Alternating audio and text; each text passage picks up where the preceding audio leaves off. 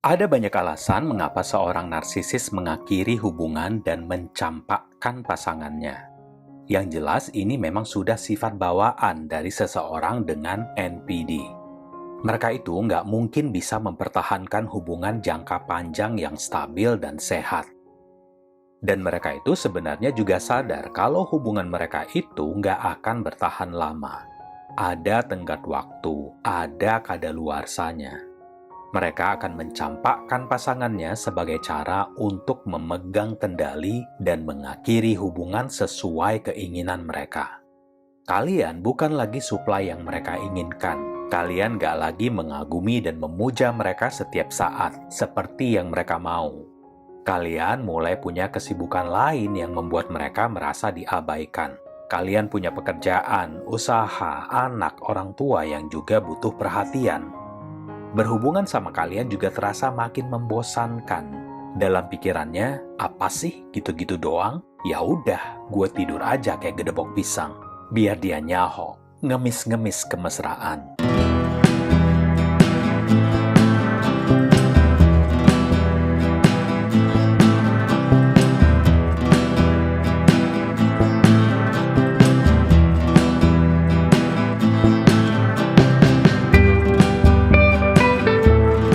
Halo, selamat datang di Gerakai bersama saya, Aden Giri.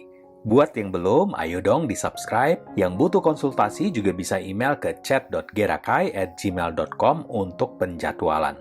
Diskusi ini berbayar dan akan berlangsung lebih kurang 1 jam melalui sambungan telepon atau internet call. Tanda-tanda kalau kalian udah dibuang, dicampakkan oleh narsisis itu sebenarnya banyak ya, dan cukup kentara. Cuma sayangnya, para supply korban narsisis kan tipe orang yang penuh empati, merasionalkan keadaan, memaklumi, memaafkan, ingin menolong, mengubah si narsisis menjadi lebih baik, atau sudah sangat terbiasa dengan keadaan hubungan yang toksik, karena hanya itu yang kalian kenal sejak kecil. Tanda yang pertama, narsisis udah membuang kalian adalah perhatian yang berkurang drastis. Ketika kalian mulai dalam rencana untuk dicampakkan, mereka itu sebenarnya sudah dalam tahap mencari pasokan baru. Ya begitulah mereka, kayak monyet yang gelantungan dari satu pohon ke pohon lainnya. Mereka nggak akan lepasin dahan yang satu sebelum dapat dahan berikutnya untuk mereka tangkap dan berpindah. Nah, untuk berpindah ini kan butuh fokus, konsentrasi. Makanya mereka akan mengurangi perhatian mereka kepada kalian. Kayak terpaksa banget gitu harus nemenin kalian. Padahal itu untuk urusan sehari-hari yang dia juga nikmatin. Misalnya, jemput kalian yang kejebak di kantor karena hujan besar. Nggak ada taksi yang mau angkut. Mereka bisa alasan macam-macam. Pura-pura nggak ingat jalan ke kantor. Padahal ada Google Maps dan lokasi juga nggak jauh dari jalan protokol. Sampai akhirnya kalian nyerah nunggu berjam-jam di kantor sampai hujan reda. Dan akhirnya mulai ada ojol yang mau antar. Atau misalnya rencana liburan yang udah kalian rencanakan begitu lama. Mereka bisa tiba-tiba cuek aja gitu, bilang nggak bisa ikut full karena urusan kerjaan. Padahal kalian tahu persis jadwal kerjaan mereka, bahkan menyesuaikan waktu liburan pas long weekend yang nggak ganggu operasional usahanya. Tanda yang kedua adalah tanda-tanda perselingkuhan. Seperti misalnya mereka tiba-tiba lebih peduli dengan penampilan, kekepin handphone lebih ketat, sembunyiin kalau kalian mendekat, dan perubahan pada rutinitas mereka. Ada juga yang cara ngomong bisa tiba-tiba agak beda. Kalian jadi yang kenapa dia kayak orang dengan karakter yang beda ya? Ini semua mereka lakukan karena mereka sedang mirroring, bercermin dan meniru si target baru yang akan mereka love bombing. Suka tiba-tiba ngomong, literally which is I know, right? Biar kayak anak Jaksel kali ya. Atau nih contoh suami yang ngaku dia gabung klub bola voli untuk mengelabui istrinya setiap beberapa hari dalam seminggu. Dia bilang latihan, terus tiap weekend dia ada pertandingan di tempat-tempat yang jauh. Itu berlangsung beberapa bulan karena dia sedang pepetin calon supply barunya, jadi harus kelihatan available tiap weekend. Padahal si istri tahu itu hobi suaminya pas zaman dia masih bujang dulu. Nggak mungkin dia bisa se-fit itu juga latihan beberapa kali seminggu sampai pertandingan.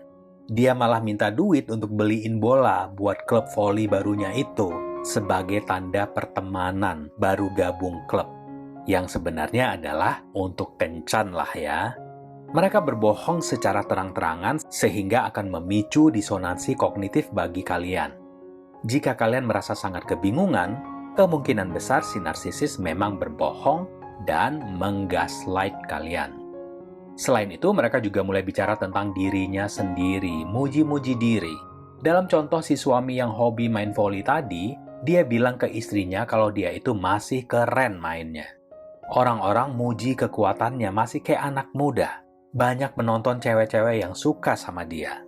Itu semua cuma bohong. Yang terjadi, dia itu sedang praktekin cerita tentang dirinya sendiri sama seseorang yang baru. Di periode ini, nggak jarang juga narsisis yang malah menuduh kalian selingkuh. Atau sekedar ngingetin kalian tentang kenalan atau mantan kalian dulu yang mereka kenal. Kalian jadi bingung, kenapa sih dia ingetin si Anu? Apa dia cemburu? Apa dia sebenarnya masih cinta ya? Apa aku kurang kasih perhatian? Nah gitu kan taktiknya. Yang ketiga, kritikan ke kalian mulai semakin banyak dan cenderung mengada-ngada.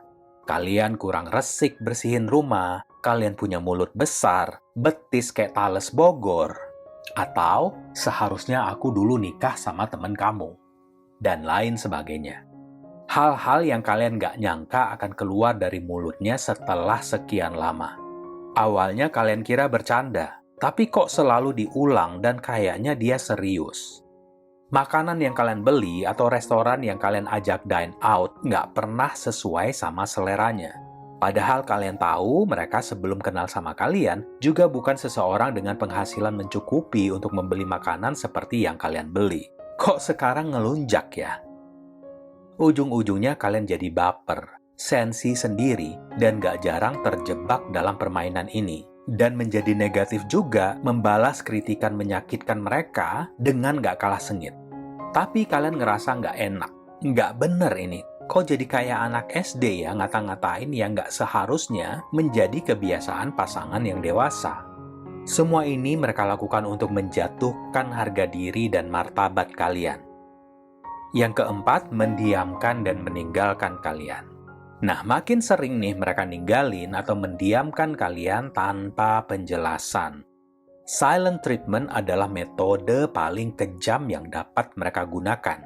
Mereka pada dasarnya menghilang atau mengghosting kalian selama berhari-hari, berminggu-minggu, berbulan-bulan, bahkan bertahun-tahun tanpa penjelasan. Kalian merasa diabaikan, hancur, sakit, sedih, dan lain-lain. Pas kalian mencoba untuk move on, mereka tiba-tiba muncul, seperti nggak terjadi apa-apa.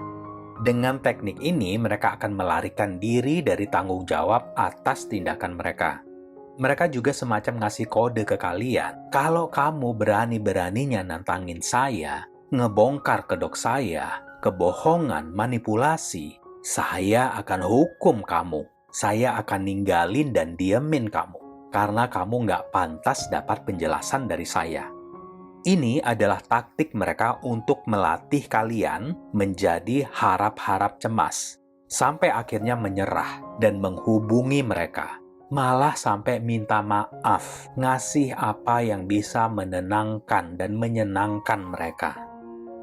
Yang terakhir, kelima, kalian merasa seperti harus jalan berjinjit di atas lantai rumah kayu yang udah lapuk, takut bunyi, takut ambrol saking was-wasnya. Kalian butuh perhatian, cinta, kepedulian dari mereka. Tapi sialnya, mereka tahan semua itu. Nggak pernah ngasih kalian jawaban yang jelas. Nggak ada kehangatan, semuanya dingin kayak gedebok pisang. Nggak pernah menginisiasi apapun duluan. Selalu harus kalian dulu yang mulai. Bohong semakin sering dan terang-terangan. Kalian mulai lelah, kehilangan tenaga.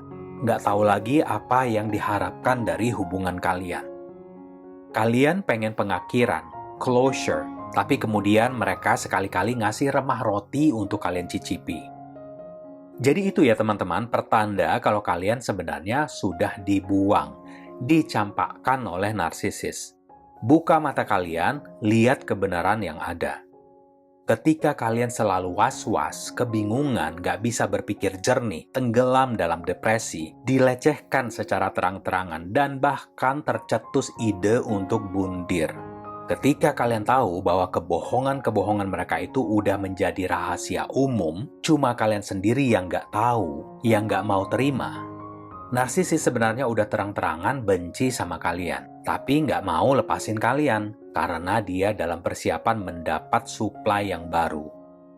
Kalau bohong, serong, dan nyolongnya ini udah semakin terang-terangan, terus kalian juga konfrontir mereka, nah mereka akan pakai reaksi kalian ini justru untuk ngebuktiin ke orang-orang kalau kalianlah yang gila, kalianlah yang nggak stabil. Padahal semua ini adalah reaksi normal. Perlu kalian ketahui juga, narsisis itu nggak akan biarin kalian pergi dengan damai. Mereka juga akan berusaha untuk menghancurkan kalian. Bagian dari pencampakan narsisis adalah menghancurkan nama baik dan diri kalian. Mereka ingin orang-orang tahu kalau itu semua kesalahan kalian. Kalian jadi sebatang kara, nggak ada tempat untuk berlindung, dan nggak akan ada yang percaya sama cerita kalian. Suplai barunya pun bisa jadi akan ikut terlibat sebagai pendukungnya, flying monkey-nya, dayang-dayangnya untuk ini. Ingat, mereka udah melakukan ini sepanjang hidup mereka, jadi udah sangat ahli. Makanya kalian jangan ambil hati ya. Pasangan dia sebelum kalian pernah mengalami ini. Suplai barunya, selingkuhannya sekarang, orang yang tidur dengan dia sekarang juga akan mengalami hal ini. Pola ini akan terus berlanjut dalam kehidupan narsisis sampai dia meninggal. Ketika kalian dibuang dan dicampakkan, sebenarnya kalian itu udah dikasih kesempatan untuk bebas oleh mereka. Pegang erat kebebasan kalian ini. Emang berat untuk mengakui bahwa kita itu cuma alat dan sudah mereka permainkan. Tapi kalau kalian udah bisa menyadarinya, mengakuinya, kalian bisa mencegah narsisis-narsisis yang lain melakukan hal yang sama kepada kalian di masa depan. Nah, selanjutnya setelah kalian dibuang atau dicampakkan, mulailah untuk cari dukungan, sistem pendukung dan terbuka dengan orang-orang yang kalian percaya. Pertimbangkan juga terapi untuk proses penyembuhan. Lalu tingkatkan perawatan diri, sayangi diri kalian. Lakukan hal-hal yang pengen kalian lakukan. Misalnya, berendam air hangat dengan garam Himalaya, dengerin musik, ruangan penuh dengan wewangian terapi, atau coba mengapung di laut di sekitar daerah kalian. Terapi mengapung ini sangat menenangkan ya. Kuping jadi senyap, sensasi air laut yang mengangkat dan mengayunkan tubuh kalian membuat kalian semakin rileks. Kemudian tulis jurnal juga tentang pikiran dan perasaan kalian. Lalu hindari atau minimalkan kontak. Jangan tergoda untuk lihat mereka di sosmed, cek status WA-nya, atau nanya tentang mereka ke teman-temannya. Lalu perkaya hidup kalian dengan kegiatan, olahraga, acara sosial, dan hal-hal yang menarik minat kalian. Ya, mungkin di awal-awal kalian akan malas banget ngapa-ngapain. Bangun tidur buat sarapan aja kayak malas banget. Tapi ingat pepatah ini, idle hands are the devil's playground. Tangan yang menganggur adalah tempat bermainnya setan. Artinya kalau kalian cuma diam, meratapi, merenungi nasib, nggak mau bergerak, nggak mau melakukan sesuatu, maka akan semakin cenderung terjebak dalam kehancuran yang semakin parah. Kemudian edukasi diri kalian tentang narsisme dan penganiayaan narsistik. Yang perlu kalian pahami setelah beberapa waktu mengedukasi diri, dengerin podcast atau nonton video, kalian tentunya akan bosen. Karena jalan kepulihan kalian itu akan naik turun juga. Semangat kalian untuk menata diri dan kehidupan kalian juga akan naik turun. Kesehatan mental kalian terkadang kayak kembali lagi ke titik rendah. Nah, saya sangat paham ini. Terkadang makin banyak yang kita tahu kok makin menakutkan ya hidup ini. Kok banyak hal tentang diri kita sendiri yang gak sesuai harapan kita. Nah, ini sangat wajar ya. Kalian gak sendirian. Ketika overwhelmed, bosan, kalian bisa stop sebentar. Alihkan bacaan atau tontonan ke hal-hal lain yang menyenangkan buat kalian. Misalnya stand-up comedy, house renovation, karaoke sama teman-teman, dan lain-lain. Dan terakhir, jangan menyalahkan diri sendiri. Sayangi diri kalian. Siapapun dapat menjadi korban dari narsisis. Jadi jangan salahkan diri kalian karena terjatuh ke dalam jebakan mereka. Seiring berjalannya waktu, kalian akan belajar untuk mengenali dan menghindari narsisis di masa depan. Kalau kalian suka konten ini, jangan lupa di-subscribe ya. Saya juga menerima super thanks seikhlasnya dari kalian. Dan bagi yang membutuhkan diskusi one-on-one dengan saya, silakan email ke chat.gerakai@gmail.com. Diskusi akan berlangsung 1 jam melalui telepon atau internet call. Terima kasih atas perhatiannya, salam hangat, dan sampai jumpa.